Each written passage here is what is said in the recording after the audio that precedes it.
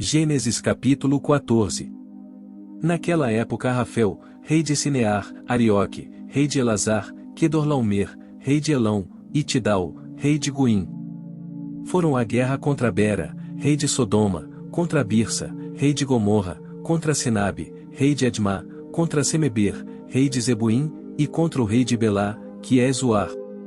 Todos esses últimos juntaram suas tropas no vale de Sidim, onde fica o mar salgado.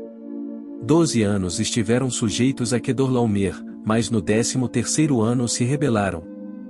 No 14º ano, Quedorlaomer e os reis que a ele se aliaram derrotaram os refães em Asterote Carnaim, os Uzins em An, os Emins em Savec-Iriataim, e os Oreus desde os montes de Seir até Euparã, próximo ao deserto.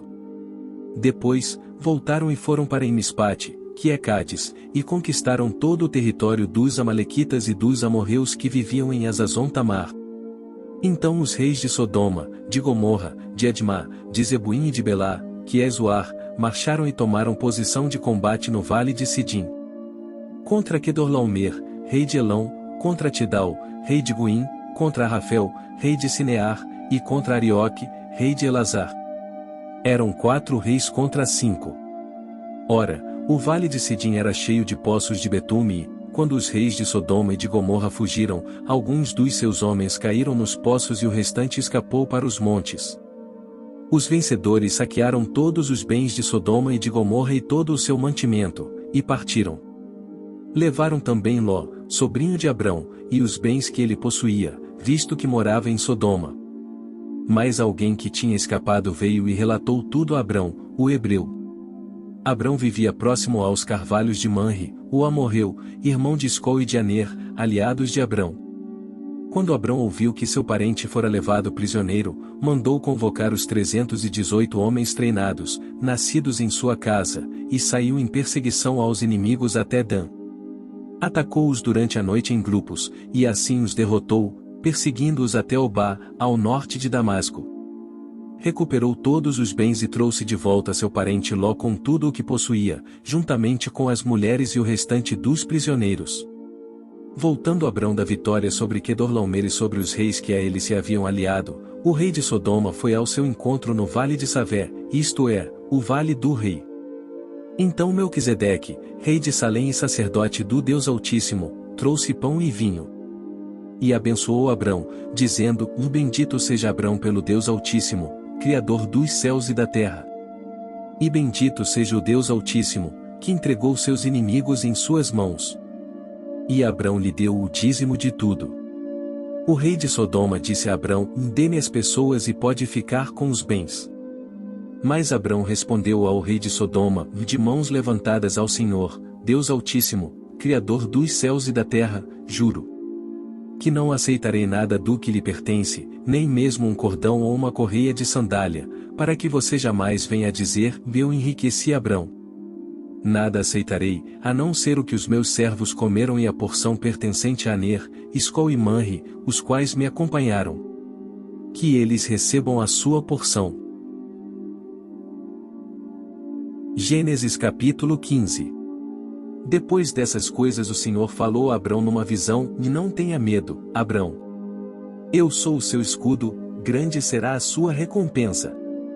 Mas Abrão perguntou: Vós soberano Senhor, que me darás, se continuo sem filhos e o herdeiro do que possuo é Eliezer de Damasco?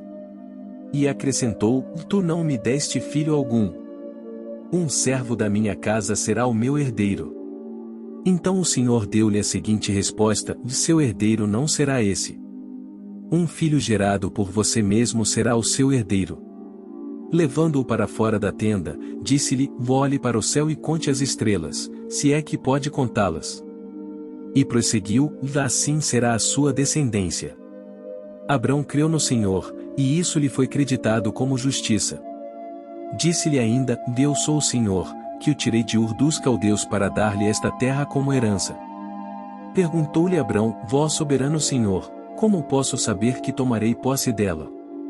Respondeu-lhe o Senhor: Traga-me uma novilha, uma cabra e um carneiro, todos com 3 anos de vida, e também uma rolinha e um pombinho.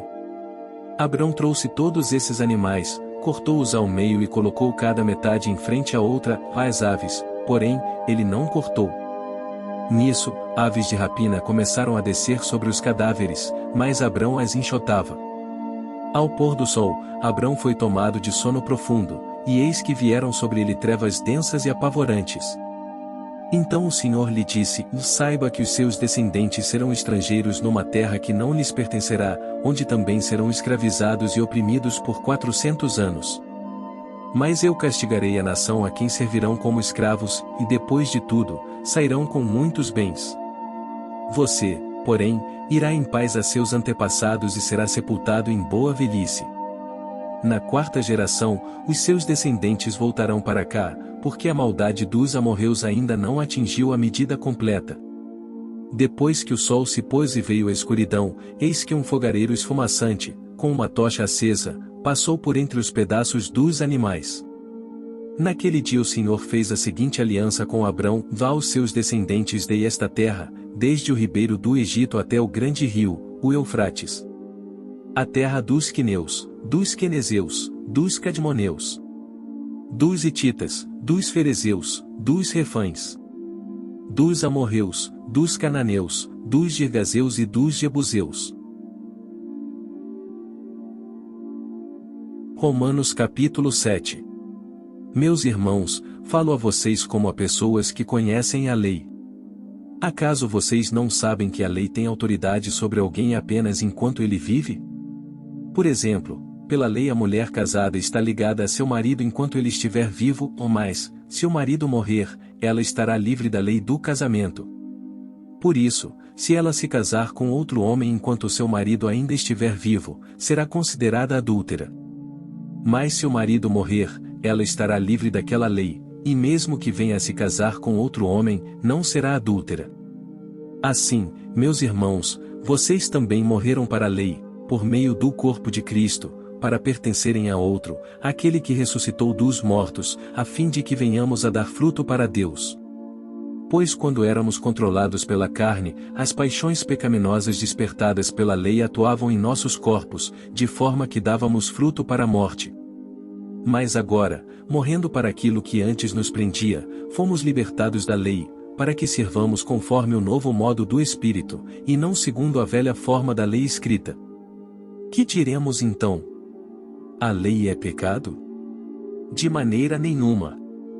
De fato, eu não saberia o que é pecado, a não ser por meio da lei. Pois, na realidade, eu não saberia o que é cobiça, se a lei não dissesse: não cobiçarás. Mas o pecado, aproveitando a oportunidade dada pelo mandamento, produziu em mim todo tipo de desejo cobiçoso. Pois, sem a lei, o pecado está morto. Antes, eu vivia sem a lei, mas quando o mandamento veio, o pecado reviveu, e eu morri. Descobri que o próprio mandamento, destinado a produzir vida, na verdade produziu morte. Pois o pecado, aproveitando a oportunidade dada pelo mandamento, enganou-me e por meio do mandamento me matou. De fato a lei é santa, e o mandamento é santo, justo e bom. E então, o que é bom se tornou em morte para mim? De maneira nenhuma. Mas, para que o pecado se mostrasse como pecado, ele produziu morte em mim por meio do que era bom, de modo que por meio do mandamento ele se mostrasse extremamente pecaminoso. Sabemos que a lei é espiritual, eu, contudo, não o sou, pois fui vendido como escravo ao pecado. Não entendo o que faço. Pois não faço o que desejo, mas o que odeio. E, se faço o que não desejo, admito que a lei é boa. Neste caso, não sou mais eu quem o faz, mas o pecado que habita em mim. Sei que nada de bom habita em mim, isto é, em minha carne. Porque tenho o desejo de fazer o que é bom, mas não consigo realizá-lo. Pois o que faço não é o bem que desejo, mas o mal que não quero fazer, esse eu continuo fazendo. Ora, se faço o que não quero, já não sou eu quem o faz, mas o pecado que habita em mim. Assim, encontro esta lei que atua em mim, e quando quero fazer o bem, o mal está junto a mim. Pois, no íntimo do meu ser tenho prazer na lei de Deus. Mas vejo outra lei atuando nos membros do meu corpo, guerreando contra a lei da minha mente, tornando-me prisioneiro da lei do pecado que atua em meus membros. Miserável homem eu que sou! Quem me libertará do corpo sujeito a esta morte? Graças a Deus por Jesus Cristo, nosso Senhor. De modo que, com a mente, eu próprio sou escravo da lei de Deus, ou mais, com a carne, da lei do pecado.